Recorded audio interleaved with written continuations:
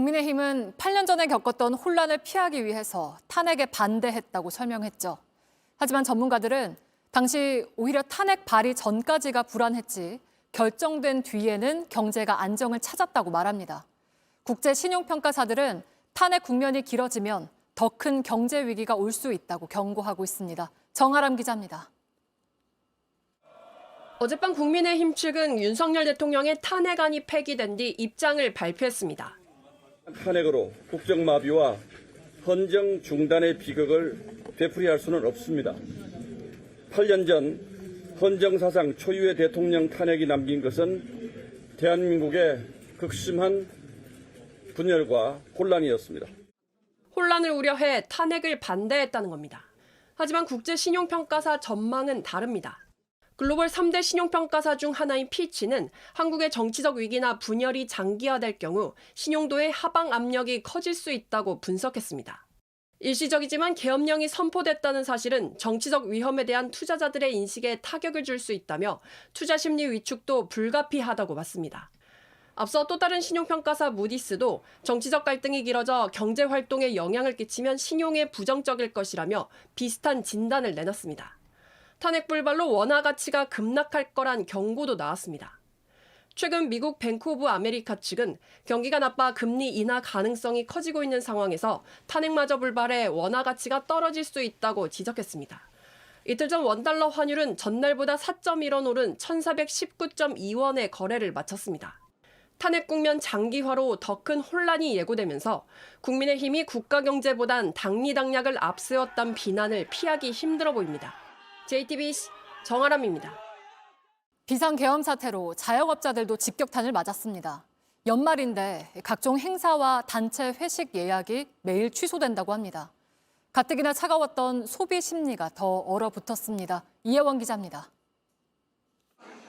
20년째 고깃집을 운영하는 이상재 씨는 계엄 사태가 터진 이번 주 예약 취소 연락을 줄줄이 받았습니다. 단체로 하신 분들이 갑자기 예약 취소하고 그렇지 않아도 경제가 어려운데 힘듭니다. 40에서 50명 규모의 단체 손님도 취소하면서 미리 비워둔 자리는 텅 비게 생겼습니다. 연말에는 미리미리 한 달 전부터 이렇게 예약을 받는데 갑자기 취소하면 자리 활용을 못하니까. 가뜩이나 내수가 얼어붙어 다시 경기가 침체되고 있는데 비상계엄 선포까지 겹치면서 그나마 기대했던 연말 특수가 사라진 겁니다. 이렇게 정신없는 상태인데 어떻게 오겠어요. 모임 자체를 취소를 하는 거지. 무서운 계엄령이 발표되고 그게 안정이 안 된 상태에서 사람들이 먹고 쓰고 하는 게 쉽겠어요. 탄핵안 폐기의 여파까지 덮쳐 소비 심리는 더 크게 위축됐습니다. 고민을 하잖아요. 이제 시내에서 만나는 건 계엄 사태 때문에 다들 집에서 가만히 있기를 바라죠. 소상공인의 불안과 불만도 커지고 있습니다. 너무 나쁘죠. 저렇게 하니까 손님들 얼굴 다르고 그러니까 손이 만약에 장사 잘 돼야 되는데 안 되는 게 속상하죠.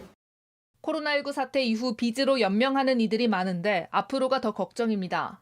경기가 안 좋은데 연말 장사라도 해야 되는데 연말 장사 망했다. 이게 정치가 지금 어떻게 돼가는지 지켜보는 방법밖에는 저희가 할 수 있는 게 뭐가 있겠어요. 대통령의 갑작스러운 계엄은 155분 만에 끝났지만 애꿎은 자영업자들의 고통은 끝이 보이지 않습니다.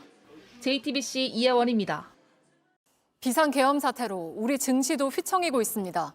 국내 상장된 종목 셋 가운데 하나는 1년 내 신저가를 기록한 걸로 나타났습니다. 최근 3일 동안 이탈한 외국인 투자 자금은 1조 원이 넘습니다. 이상화 기자입니다. 한전기술 주가는 사흘간 15,000원 넘게 떨어졌습니다. 6일 장중에는 52,900원으로 1년 중 가장 낮은 가격 신저가를 기록했습니다. 대표적인 체코 원전 수출 관련주로 주목받았는데 비상계엄 선포 여파로 주가가 하락했습니다.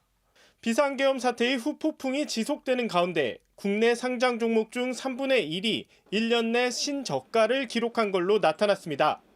지난 4일부터 6일까지 코스피와 코스닥 시장에서 1년 내 신저가를 기록한 종목은 총 953개로 전체 종목의 36%에 달합니다. 코스피에서 267개, 코스닥 시장에서 686개 종목이었습니다. 최근 하락세를 보이고 있던 국내 주식시장 상황에 정치적 불확실성이 더해진 겁니다. 앞으로 이제 전국 불화지라든지 이런 것들이 더 지속이 된다고 하면 신저가 종목이 찍는 어떤 종목수는 더 늘어날 수 있겠죠. 신저가를 기록한 주식 중에는 동해 심해 가스전과 체코 신규 원전 관련주들이 줄줄이 포함됐습니다. 포스코 홀딩스를 비롯해 포스코 계열사들도 신저가를 기록했습니다. 가장 민감하게 반응한 건 외국인 투자자였습니다. 사흘간 코스피 시장에서 외국인들이 팔아치운 돈은 1조 원에 달합니다. 특히 매도세가 집중된 금융업에서 외국인 자본의 투자 깊이가 두드러지고 있습니다. JTBC 이상화입니다.